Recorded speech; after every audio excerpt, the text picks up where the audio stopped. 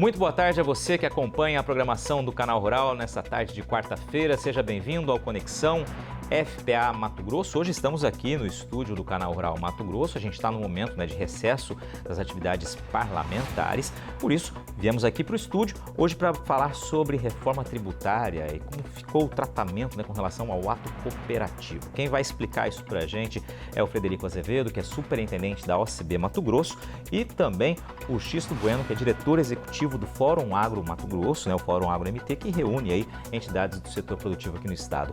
Fred, vamos começar explicando primeiramente o que é o ato cooperativo, para quem está nos acompanhando, e na sequência a gente fala sobre como foram feitas as tratativas, para a regulamentação nessa reforma tributária, justamente nesse ponto.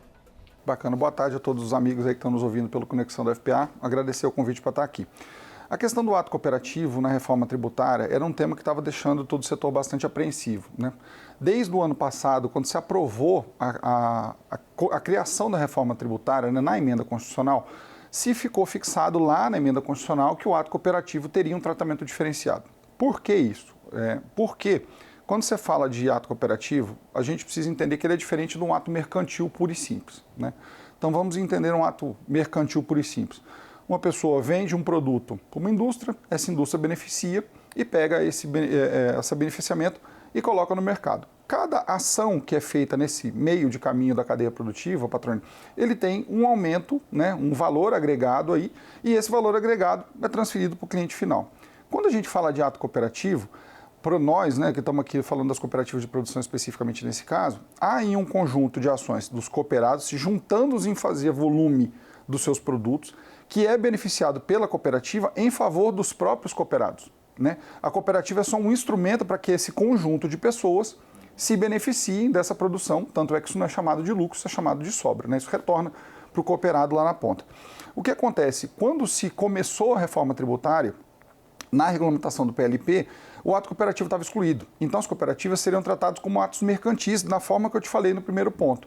Depois, no exaustivo trabalho da OCB Nacional, dos deputados federais, dos deputados estaduais aqui de Mato Grosso, que o X vai poder falar um pouquinho sobre essa atuação aqui da FPA, que foi importantíssima para o sucesso dessa alteração legislativa, houve hoje, no texto que foi votado na Câmara, um regular estabelecimento desse ato cooperativo, voltando a entender de que esse conjunto de esforços dos produtores, dos cooperados de cooperativas de crédito, dos cooperados de cooperativas de trabalho, seja que cooperativa for, essa ação de se juntar esforços e beneficiar, ela não se constitui um ato de negócio, mas um ato cooperativo, porque você está juntando esforços de pessoas para um fim comum, que é depois voltar essa sobra para esse cooperado na ponta. Então, assim, foi muito importante a atuação de deputados aqui do Mato Grosso, para que houvesse especificamente um ponto muito forte para Mato Grosso, que é a reforma tributária, ela é muito benéfica para estados que têm grande capacidade de número de população. Mato Grosso, apesar de seu grande tamanho territorial, é um estado densamente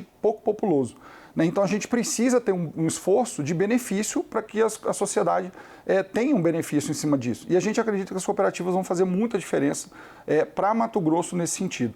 Então houve uma correta regulamentação dessa situação do beneficiamento através de uma emenda de uma deputada de Mato Grosso, que a gente acredita que agora tratou de forma igual e a gente espera agora que o Senado mantenha esse mesmo entendimento. Exatamente, falta ainda no Senado toda essa discussão que fica agora para as próximas semanas, para o segundo semestre agora. Agora, Fred, só antes de passar aqui a palavra para o Xisto, de um jeito muito simples aqui, traduzindo um pouco do que você disse, corria o risco então de ter uma tributação em cima desse ato cooperativo e agora realmente vocês conseguiram uma garantia de que vai continuar como era antes, com a isenção. Exato. O que acontece? Na verdade, existia uma discussão se era imunidade e isenção de uma situação tributária. Hoje ficou bastante claro de que a operação entre o cooperado e a cooperativa, ela não é uma relação de negócio. Então, nesta ponta, você não tem tributação. Você vai ter uma tributação no beneficiamento posterior, ok. Mas do jeito que se estava, você teria uma tributação cooperado-cooperativa, uma tributação cooperativa-mercado. Se eventualmente a cooperativa devolvesse vamos pensar um caso prático, o produtor fornece soja e milho para sua cooperativa, essa cooperativa beneficia para fazer ração, essa ração retorna para o produtor, você teria duas pontas de tributação. Neste momento, do jeito que está, ficou claro de que há uma união de esforços dos cooperados em beneficiar e devolver. Imagina, por exemplo, no caso de armazenagem, patrão, a gente teria caso de que o produtor Normalmente, o foco das cooperativas de armazenagem é exatamente isso. Os produtores se juntam, montam uma unidade só de produção e guardam todos os seus produtos em conjunto.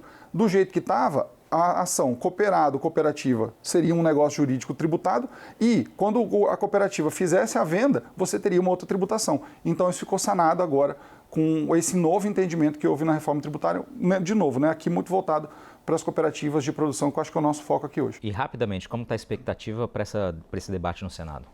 A gente espera que o texto seja mantido, Patrone. Isso não se trata de um benefício para as cooperativas, né?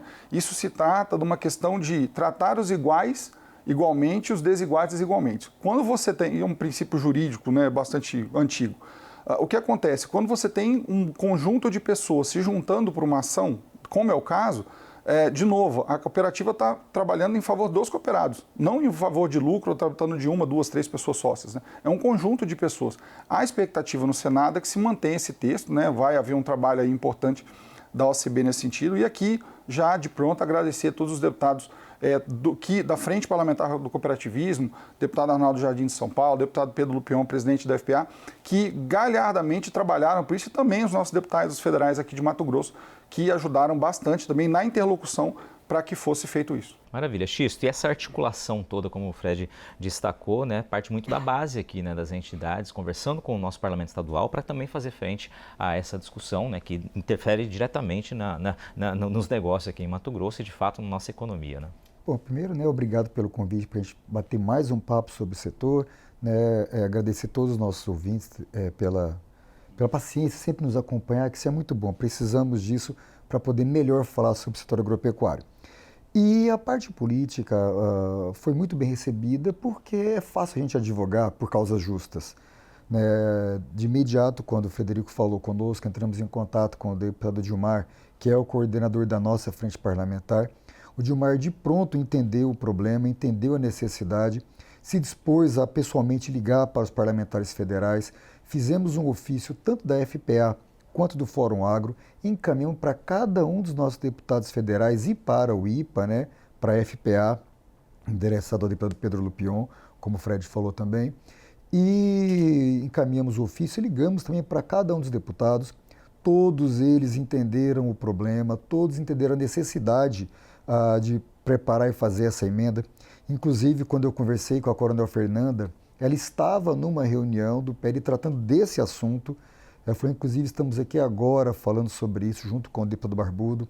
E compraram de pronto e de imediato a ideia, entendendo a necessidade, como eu disse o Fred, de tratar os desiguais de maneira desigual. Né? Porque as cooperativas existem justamente para fazer essa reunião de pequenos e médios produtores para eles poderem conseguir ter competitividade no mercado. Então, como eu disse, é muito fácil, é muito bom a gente advogar causas boas, causas sociais assim. E a nossa base dentro da Câmara dos Deputados foi muito sólida, né? Foi uma votação muito boa conosco. Então, só agradecer e aproveitar, né? Caso algum deles esteja nos ouvindo, muito obrigado por esse apoio. Né? O Fórum Agro-MT agradece, a Frente Parlamentar de Mato Grosso também. E é uma união nossa em prol não só do produtor, mas em prol de uma economia pujante que é a de Mato Grosso. Perfeito, Xisto. E agora para o Senado, as articulações também, a defesa continua também, evidentemente, né? Com certeza a gente vai precisar ter mais um debate sobre isso, né, para que haja manutenção do texto que foi aprovado no que diz respeito ao ato cooperativo. Fundamental para a gente. Maravilha. Obrigado pela participação, Xisto, e também Fred Azevedo. Obrigado a você que nos acompanhou em mais essa edição do Conexão FPA Mato Grosso. Fiquem bem. Até a próxima semana.